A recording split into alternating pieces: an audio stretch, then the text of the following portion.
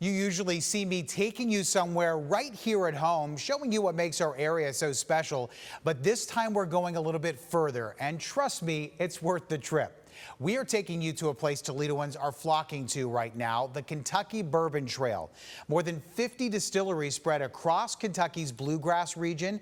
And in this episode, our own Paul Quapic and Brian Lorenzen take you inside the experience, what it's really like on the trail, and what you can expect if you go.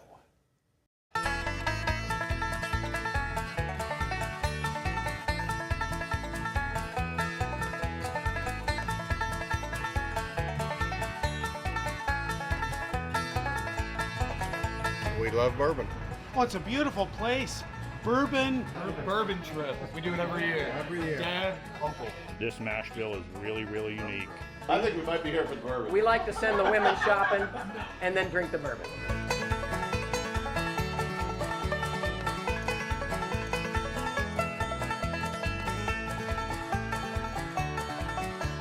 Went to Buffalo Trace and Wild Turkey, and now we're spending Four two nights. Roses, two nights. Woodford Reserve, Castle Okay. and Key. You forgot all those. I'm doing it. You talk. Well, you forgot where we went. and somebody else told us, you got to go to Bardstown. So we had dinner tonight there, and we've had a fair amount of bourbon already today. So.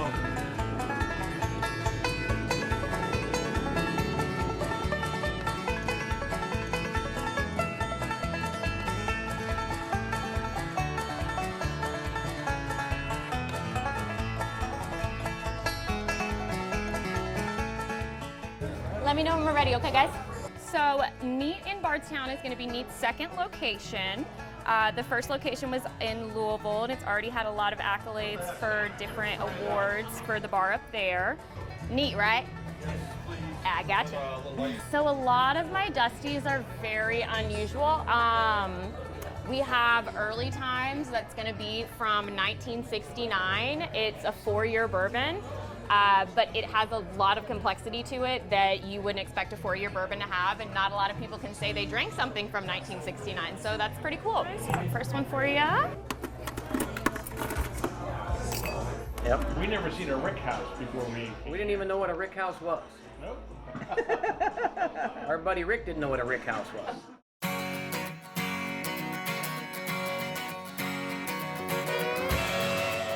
I hate coming to work. It's bourbon. I'm dealing with bourbon every day. We'll dump a barrel, it'll spill a little bit on the floor, and I'm like, no! It goes against my religion to spill bourbon on the floor.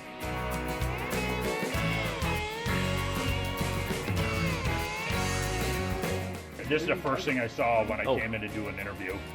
Like, how can you not work here? And it's great. Greg is one of, I don't want to put the number on it because he's one of a handful of people that was an officer in a foreign military, Australia, and became an officer for the U.S. Has combat deployments, Afghanistan and Iraq, retired out of the service, and started a bourbon company. So we have single barrel here, and we have the high wheat rye here. Please enjoy. Do you know what you want to have one? I'm going high wheat.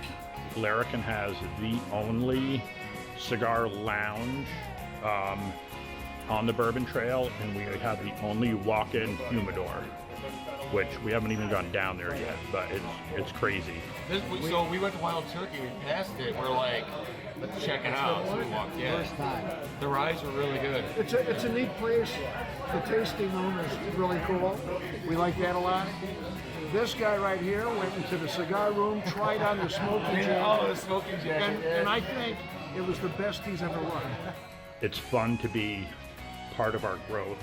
Everything that's going on here is it's fun. I get up at 4:30, I'm here at 5:30 in the morning every day. I love coming to work. I used to be a chef. There's so much stuff going on with bourbon. We're fairly new to bourbon, but I'm truly living a dream right now.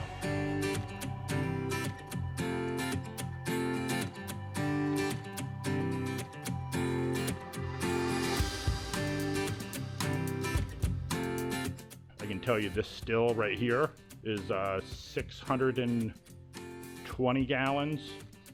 Columns are in the next room. General rule with bourbon, taller the column, the better the bourbon. We got this guy. Column wasn't tall enough, so that one's for sale. If anybody's got a couple of extra dollars on him and you got a truck. Cheers, Toledo. Cheers, Toledo. Welcome to Kentucky. Mike, thanks for hosting us. Cheers. Cheers very much. You can go visit Wild Turkey and leave without buying a bottle. It's nothing to them. It's a Tuesday afternoon. Come to Larrikin, you buy a bottle, we know it. 20 people come in and buy a bottle, we know it. It makes a difference.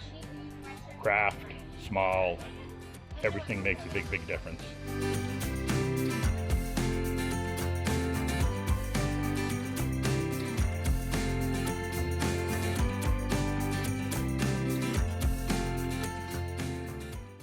So we're Dark Arts Whiskey House. We are officially on the Kentucky Bourbon Trail.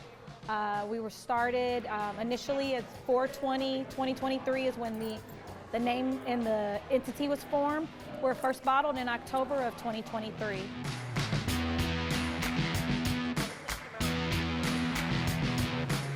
Right now I'm getting ready to do a private barrel pick and then what we call an Illuminati room. It's a huge deal to pick for a group, and because we're not just picking for the group, we're picking for a store.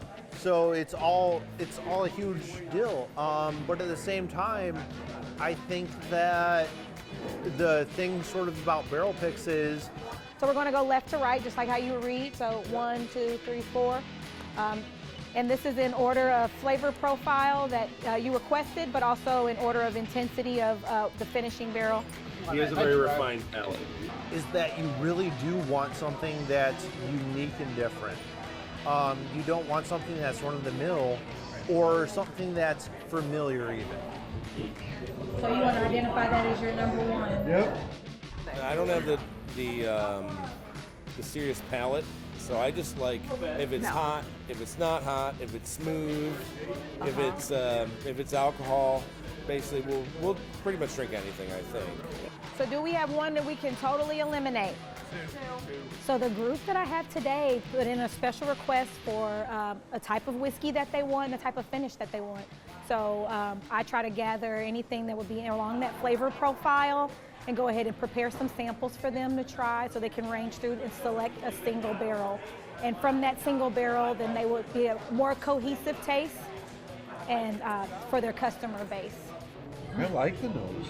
No, I like the nose. It's very, it's very unique. You're gonna have one of your off the wall. It's gonna be one of his. No, it's not. It's not a bad thing, is what you're saying. Yeah, no, It's just unique. Yeah. So a barrel pick is typically when you come to a distillery and there's a barrel of bourbon. And in our case, it was a barrel that is finished for what they want. And we have it in a finishing barrel. So we have the sample out. They want to choose a flavor profile that they want. They go through and try the different samples.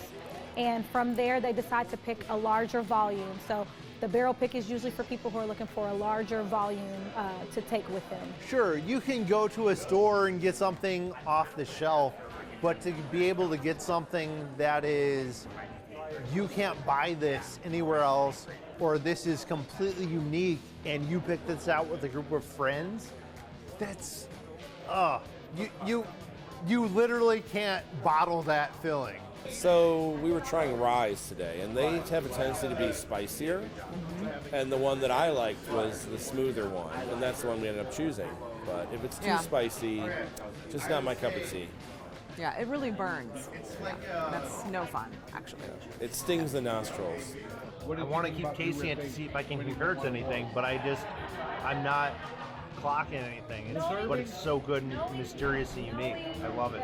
Whatever you think you're tasting, that's what you're tasting. And we don't have to have fancy, schmancy words to describe it. If you think something tastes like a sock, it tastes like a sock. We call that a warm hug, really.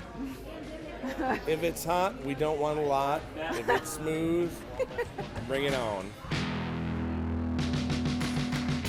I make some strange faces when I taste, so.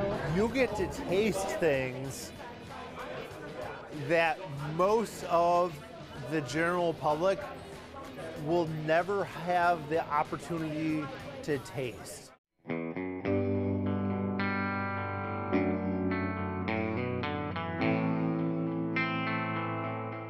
we were down in Bardstown and stopped in at Willett for their estate tour. One of the best tours I'd ever been on.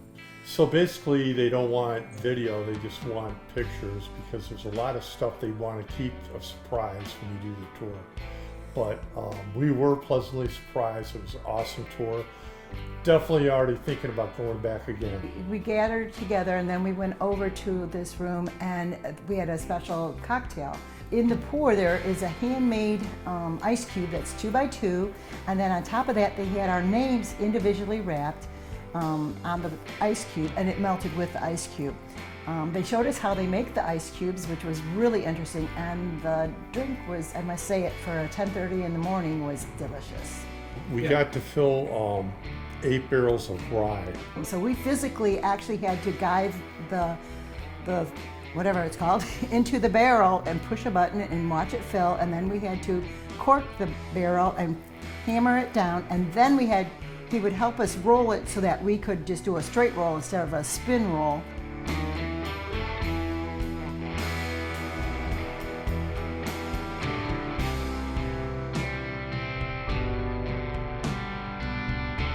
And they have huge kettles that are filled with mash, and every mash is done according to their specific mash bill, and then it's brought up to a temperature and it boils for so long. Everything is timed and very scientific.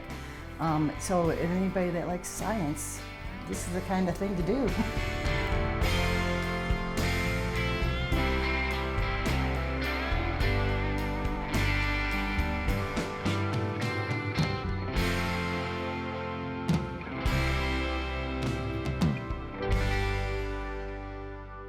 So they picked out 3 barrels out of the warehouse for us to thieve. Basically, it's where you take a copper tube, they open it up and you get to sample each one. So they put it into a flask and then we poured it into our glass. Some were very awesome. One was a French oak, a couple other ones, they were all excellent.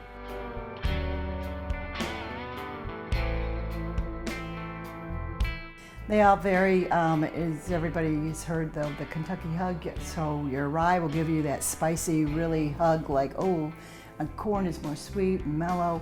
The barley gets a little bit hot too, but depending on the mash bill, it really gives the character, and then the barrel itself with what comes in and out of the wood as long as it, sometimes a 4-year in the barrel pour is just as good as a 20-year. It just depends on the barrel. Everybody had a fantastic time, lifetime experience. Definitely go back and do it again.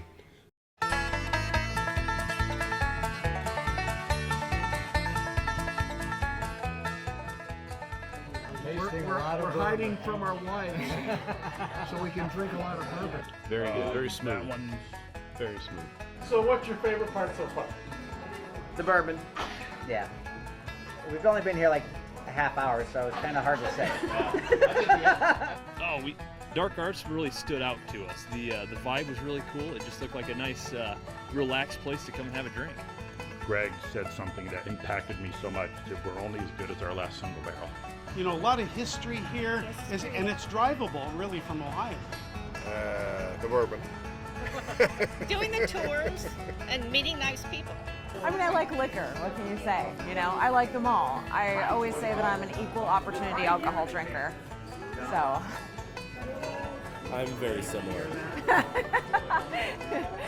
Got my wife to try some bourbon, which she's very hesitant to do. She's decided she likes bourbon now, so I have to be very careful. We can't keep stuff in stock. It's so fun and it's growing. He's got 50 or 60, he's got 70, I got 200, he's got 500. I mean, we're collectors, okay? So it's fun. And then you get to drink it.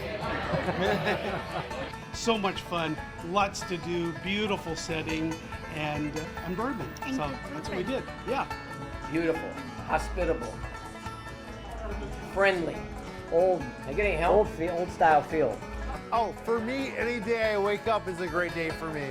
But any day that involves multiple whiskey tastings, oh dude, I want to wake up again tomorrow for it, you know?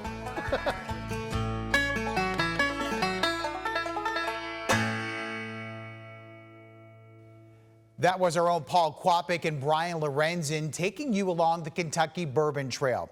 Now, we want to hear from you. If there's a place that you've been or one you think we have to check out, send it our way. Email me at travel@WTOL.com with your best ideas, and you just might see us take you there next.